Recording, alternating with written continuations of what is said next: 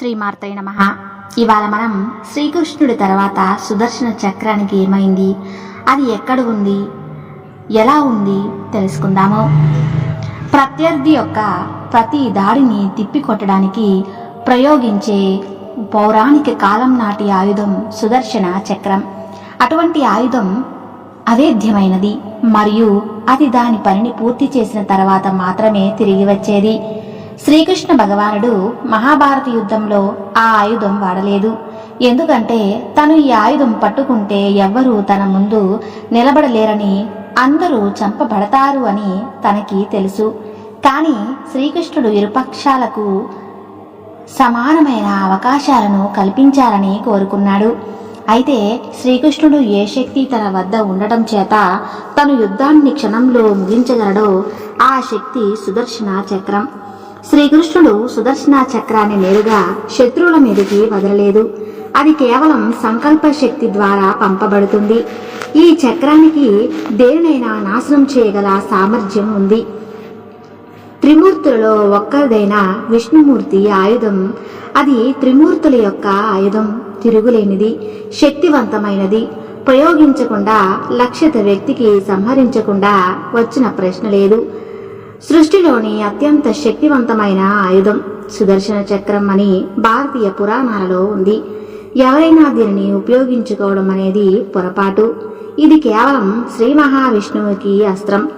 ఆయన ఆయుధం అంటే ఆయన అవతారాల రూపం. సుదర్శన చక్రాన్ని ప్రయోగించగలరని అర్థం. విష్ణుమూర్తి ఆజ్ఞ అయిందంటే చాలు, ఎవరినైనా సరే సంహరించే శక్తి సుదర్శనం చక్రానికి ఉంది. దీనిని పనికట్టుకుని సంధించేది లేదు. కేవలం మానసిక ఇచ్ఛతోనే సుదర్శన ప్రయోగం జరుగుతుంది.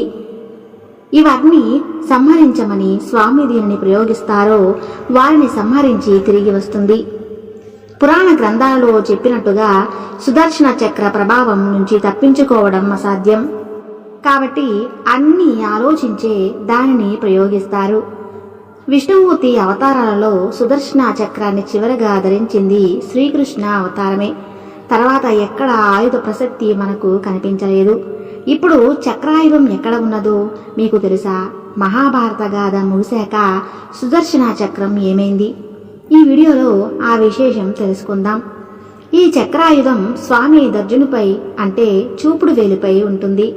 అంటే ఉంగరం ధరించినట్టుగా. అయితే ఇది స్థిరంగా ఉండే అలంకారం కాదు, నిరంతరం తిరుగుతూ ఉంటుంది. అందుకే 4 వేదాలలో మొదటిది అయిన ఋగ్వేదంలో దీన్ని కాలచక్రంగా ప్రస్తావించారు. ఋగ్వేదం ప్రకారం సుదర్శన అస్త్రం కాదు, కాలచక్రం. ఆగడం లేని నిరంతర భ్రమణం కలిగిన కాలచక్రం. శత్రు సంహారం చేయడానికి కాలచక్రాన్ని చక్రాయుధంగా ప్రయోగించగలరు. కాలచక్రాన్ని ముందుకు వెనకకు జరపగలిగే శక్తివంతుడు కూడా ఆయనే. మహాభారత కురుక్షేత్ర సంగ్రామంలో అర్జునికి గీతాబోధం చేసేటప్పుడు సమయాన్ని నిలుపుదల చేసి అర్జునికి గీతోపదేశం చేశాక తిరిగి సమయాన్ని కదిలించారు. సమస్త సృష్టి ఆయన నుంచి మళ్లీ కొనసాగింది. శివపురాణం మాత్రం సుదర్శన చక్రాన్ని ఆయుధమని పేర్కొంది. 108 అంచులు ఉన్న ఆయుధం అని చెప్పింది. ఎన్నో యోజనాల వరకు ప్రయోగించగల శక్తి కలిగింది. 1 యోజనం అంటే 8 కిలోమీటర్లు. సుదర్శన చక్రం విశిష్టమైనది కాబట్టే ఎంతో విపులంగా దీని గురించిన ప్రస్తావనలు మనకు కనిపిస్తాయి. ఎంతో శాస్త్రీయంగా తయారు చేసిన శక్తివంతమైన ఆయుధం సుదర్శన చక్రం. అయితే ఇది శివుని వరప్రసాదంతో విష్ణుమూర్తికి ఇవ్వబడిన ఆయుధమని శివపురాణంలో చెప్పబడింది. వాల్మీకి రామాయణంలో సుదర్శన చక్రం గురించిన వర్ణన ఉంది. కొన్ని శాస్త్రాలలోనూ వివరణ కూడా తెలుస్తుంది. అది దేవగురువు బృహస్పతి త్రిమూర్తులైన బ్రహ్మ, విష్ణు, మహేశ్వరుల సమ్మిళిత శక్తిని ఉపయోగించి సుదర్శన చక్రాన్ని తయారు చేశారని చెప్తూ ఉంది. ఆ ఆయుధాన్ని విష్ణుకు సమర్పించారని వాటిలో ఉంది. సృష్టిలో దుష్కర్మలు చేసే దృష్టిలో వివాదం కలిగించే దుర్మార్గుల భరతం పట్టడానికి విష్ణువుకి సహాయంగా ఉంటుందని సుదర్శనాన్ని ఆయనకి ఇచ్చారు. ఉపనిషత్ కథల్లో మరొక కథాంశం ఉంది. సూర్యుడి తేజస్సు భరించలేని ఆయన భార్య తన తండ్రి అయిన విశ్వకర్మను వేడుకున్నప్పుడు ఆయన సూర్యుణ్ణి సానబట్టి కొంత తేజస్సుని తగ్గిస్తాడు. సానబెట్టగా వచ్చిన రజనతో కొన్ని వస్తువులను తయారు చేస్తారు. అందులో ఒకటి సుదర్శన చక్రం. దానిని విష్ణువుకి ఇస్తారు. అయితే కొందరు తమ ఆలోచన ప్రకారం ఈ కథనాలు అసత్యమని చెప్పి అంగీకరించడం లేదు. విష్ణుమూర్తికి సంబంధించిన ప్రతి విషయంలో, ప్రతి సందర్భంలోనూ, ప్రతి కథనంలోనూ సుదర్శన చక్రం ప్రస్తావన ఉంటుంది. దీన్ని వేరెవరు బహూకరించారని చెప్పడం సరికాదని వీరి అభిప్రాయం. ఆయన పేరే చక్రధారి. ఆయన స్వయంగా శక్తివంతుడు అని వీళ్ళ నమ్మకం. అయితే సుదర్శన చక్రం గురించి ఎక్కువ మంది విశ్వసిస్తున్న కథనాలు మాత్రం శివుని ప్రస్తావనని ముడిపడి ఉన్నాయి. రాక్షసులు, దేవతలు వీరి మధ్య వైరం, తరచుగా జరిగే యుద్ధాలు మన పురాణాలలో చదివే ఉంటాం. నిత్య జీవనం కంఠప్రాయం అవడంతో దేవతలు విష్ణుమూర్తిని చేరి శాశ్వతంగా రాక్షసుల పీడ తొలగే మార్గం చెప్పమని వేడుకుంటారు. అయితే రాక్షసులకి తమకు గాయాలు అయితే స్వయంగా బాగు చేసుకునే శక్తి ఉంది. ఈ విషయంలో శివుని సహాయం అడగాలని విష్ణుమూర్తిని తలుచుకుంటాడు. విష్ణుమూర్తి శివుని వద్దకు వెళ్ళేసరికి ఆయన ధ్యానమూర్తులు ఉంటాడు. ఆయన ధ్యానాన్ని భంగపరచడం ఇష్టం లేని విష్ణువు శివ ఉపాసన మొదలు పెడతాడు. ఆయన మనస్సులోని సంకల్పం బోలాశంకరుడు మనస్సుని చేరుతుంది. ఈ ఉపాసన కొన్ని సంవత్సరాల పాటు కొనసాగుతుంది. శివనామస్మరణ చేస్తూ ప్రతిరోజు 1000 కమలాలతో శివుణ్ణి అర్చిస్తూ ఉంటాడు.